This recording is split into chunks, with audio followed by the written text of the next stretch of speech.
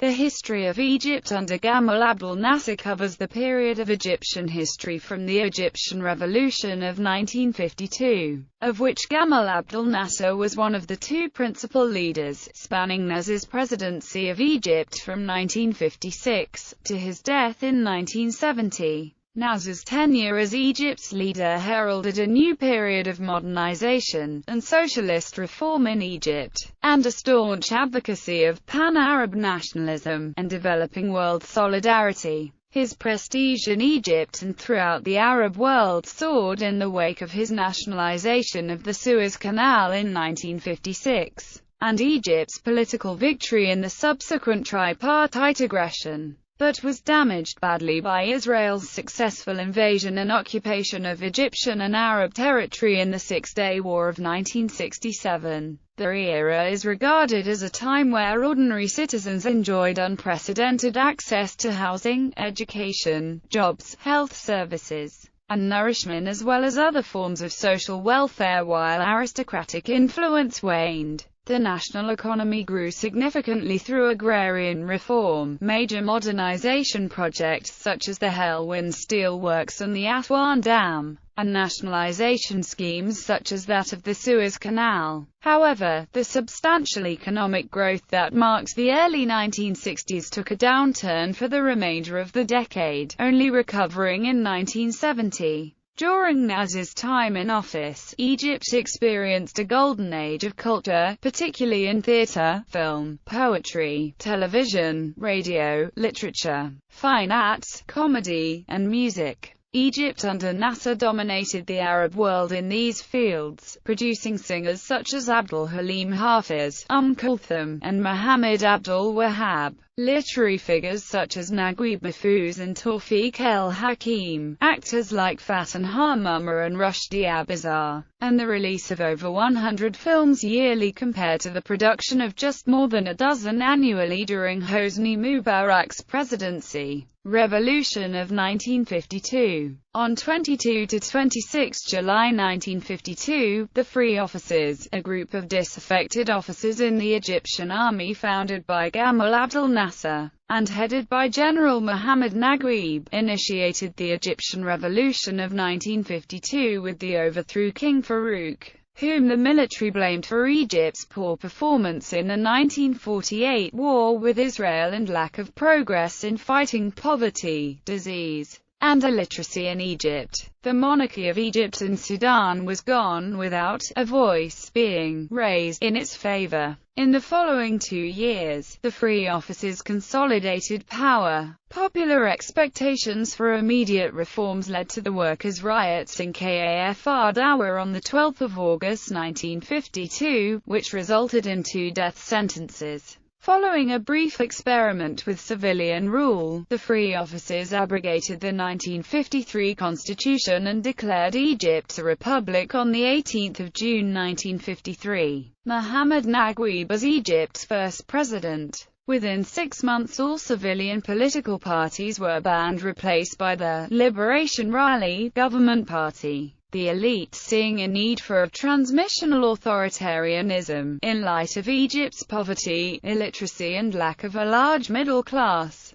Suppression of the Muslim Brotherhood. In January, the large Muslim Brotherhood organization was outlawed, remaining an illegal political organization until the revolution of 2011. The move came in the wake of clashes between members of the Brotherhood and Liberation Rally student demonstrators on 12 January 1954. On 26 October, an assassination attempt suspected by the Brotherhood was directed at Nasser during a rally in Alexandria. This led to the regime acting against the Brotherhood, executing Brotherhood leaders on 9 December. Presidency of Nasser. Gamal Abdel Nasser first became the chairman of the RCC, then Prime Minister, and in November 1954, after President Najib was dismissed from office and placed under house arrest. Nasser, however, would not become president of Egypt until 1956, until which time the office was vacant. 1956. Meanwhile, the RCC, morally backed by both the Soviet Union and the United States,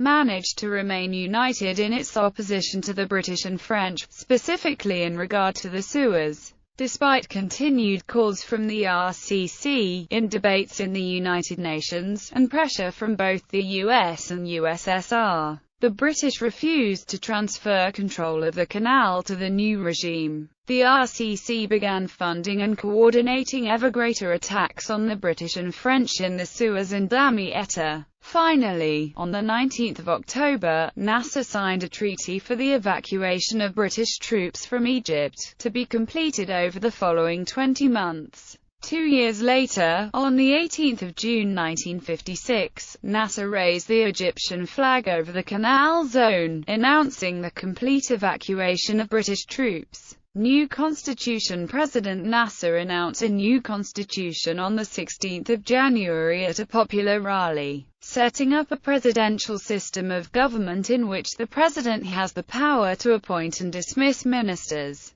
An elections law was passed on 3 March granting women the right to vote for the first time in Egyptian history. Nasser was elected as the second president of the Republic on 23 June. In 1957, Nasser announced the formation of the National Union, paving the way to July elections for the National Assembly, the first parliament since 1952. Economy and society. Land reform. The original revolutionaries wanted an end to British occupation but did not have a unified ideology or plan for Egypt. One issue that was agreed on and acted quickly on was land reform. Less than 6% of Egypt's population owned more than 65% of the land in Egypt, while at the top and less than 0.5% of Egyptians owned more than one-third of all fertile land. The process of land reform began on September 11, 1952,